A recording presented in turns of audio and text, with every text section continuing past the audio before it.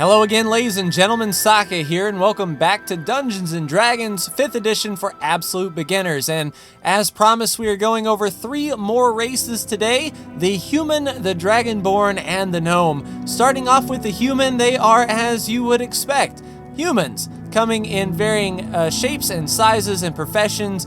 The human is a good pick for the beginner, as they're sort of a jack of all trades. They don't really specialize in anything, but they're not really affected by anything either. The major appeal of a human is when you roll your character, each one of these scores goes up by 1. So instead of 2 to 1 and getting some spells or some strength bonus or anything like that, it's just 1 across the board. And if you're on an odd number, that would mean it would tip over to the next modifier level, increasing all of these. So a human is a nice solid base for a beginner.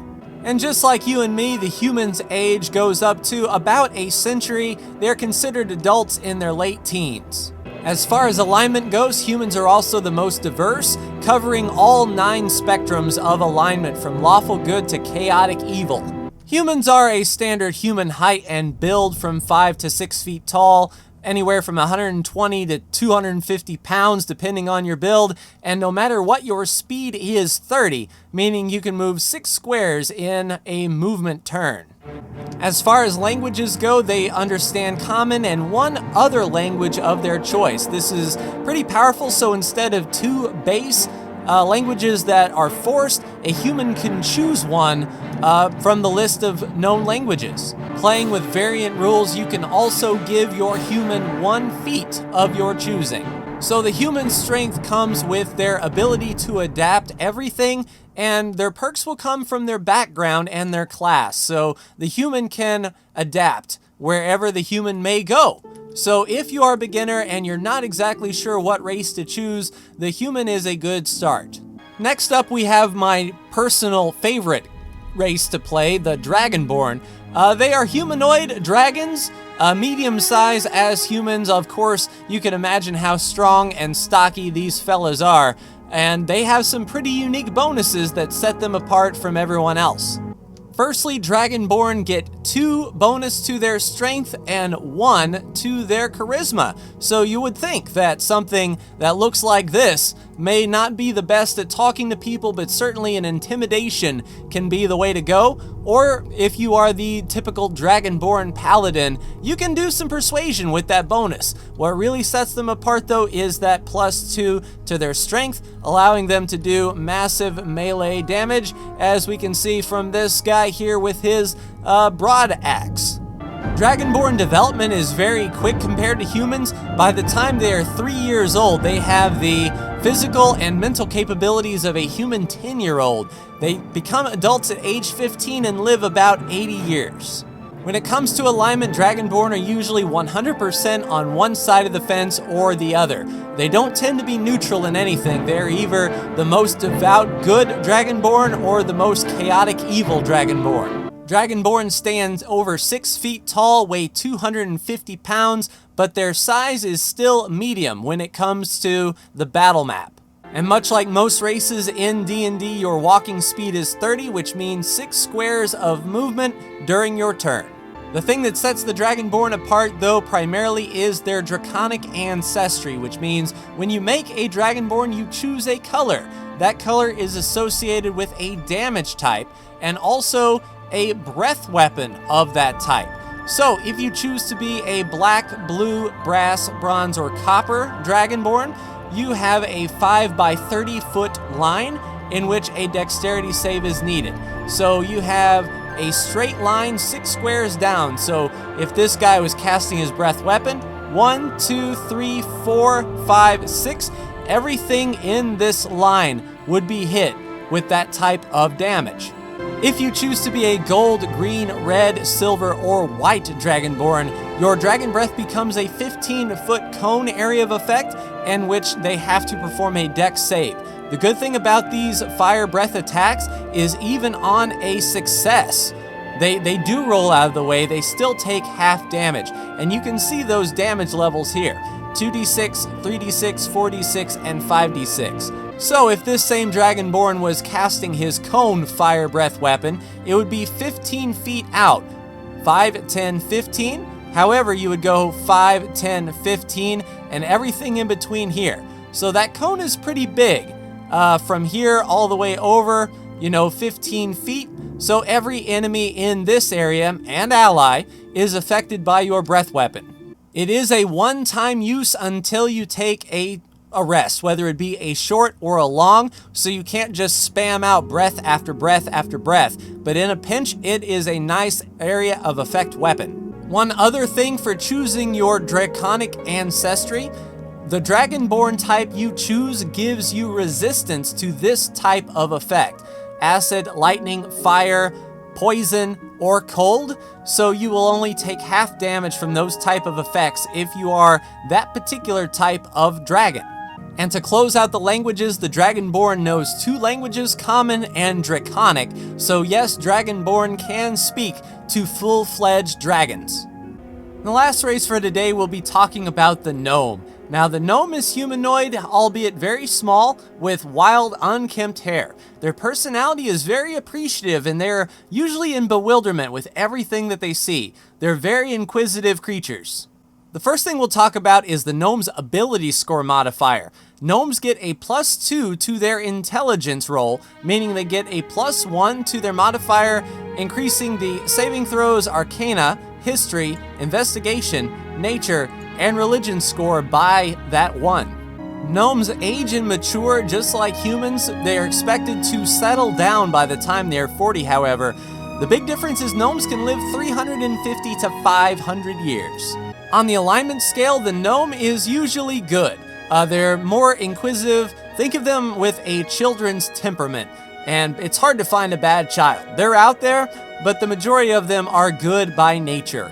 Height usually tops out at about 4 feet, and their movement speed is 25. So you lose a square of movement for your gnome. That is 5 squares of movement during your turn.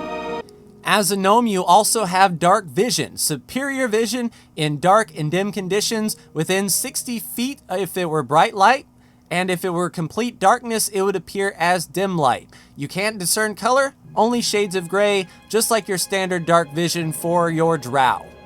You also have Gnome Cunning, which means you have advantage on all intelligence, wisdom, and charisma saving throws against magic.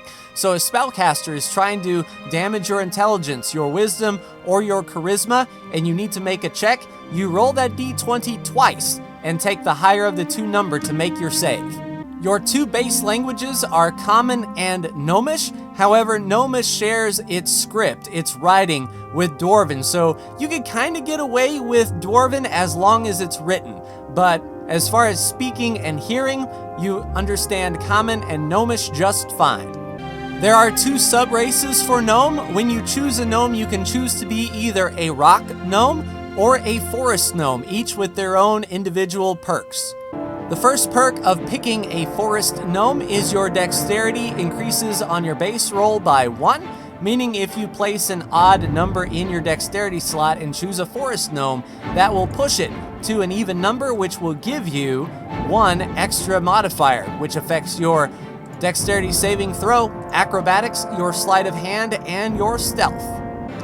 Also, as a forest gnome, you are a natural illusionist, which means you know the minor illusion cantrip.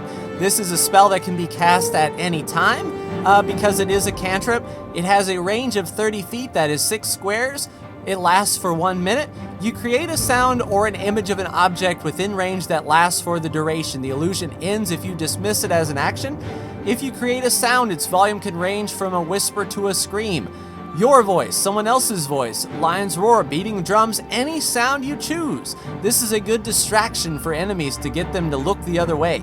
If you create an image such as a chair, footprints, or a chest, it can be no longer than the 5-foot cube.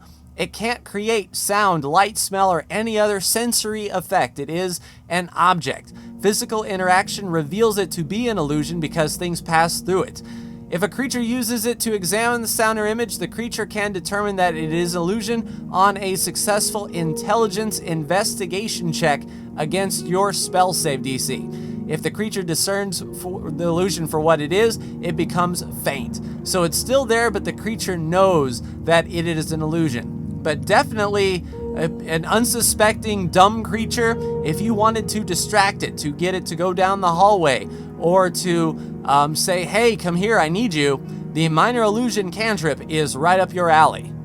If you are a friend of the wilderness, this is also for you. You can speak with small beasts. Through sounds and gestures, you can communicate simple ideas with small or smaller beasts. They're known to keep squirrels, badgers, rabbits, moles, woodpeckers, and other creatures as beloved pets. Simple ideas is the thing. You can't give a bird this elaborate battle plan that says, go 30 feet down the hall, make a left, peck on the door 3 times, get their attention, and then peck his eyes out. That isn't a simple idea, but something like fly. You could do that to distract or something like that. So if it is a small creature, the forest gnome is for you. As far as the rock gnome is concerned, their bonus is to constitution by 1. So just like the dexterity check for the forest gnome, if you are on an odd number and get that +1, that will improve your constitution saving throw. That's usually against poison and things that affect your body. This also pertains to how many hit points you gain per level. So the rock gnome will gain hit points a little bit quicker than the forest gnome of the same constitution.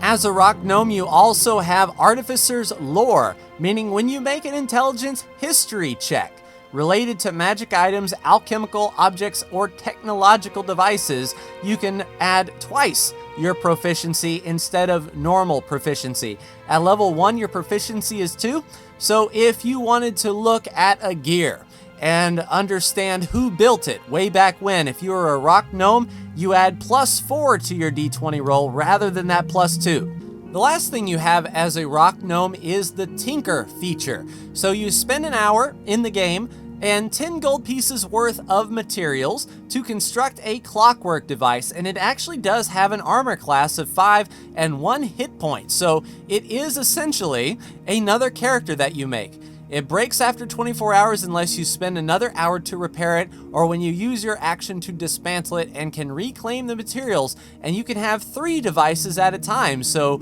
think about 3, let's say, toy bunnies hopping around or something like that, because they would be a clockwork toy, an animal, monster, or person that moves 5 feet in each of your turns in a random direction. It makes noises as appropriate. So if you built a small duck or something like that, the DM would roll a d4 because you have a 25% chance of going north, east, south, or west, and it would quack as it moved along. And if you had 3 ducks in a row, you got all your ducks in a row, that might be a good distraction tool. And those ducks would have, their own individual AC and hit points. You can also make a fire starter, a device that produces a miniature flame, or a music box. When it is open, it plays music and stops when it is closed or a song ends. So you can charm someone with that. You could show off your skill, or once again, use those as distraction tools. So very cool indeed. So that will do it for this episode of D&D for Absolute Beginners.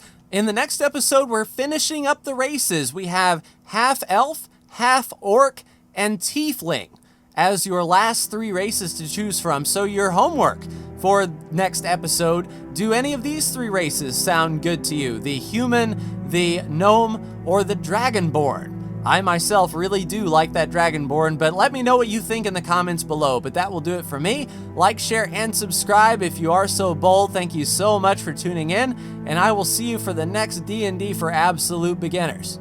Take care.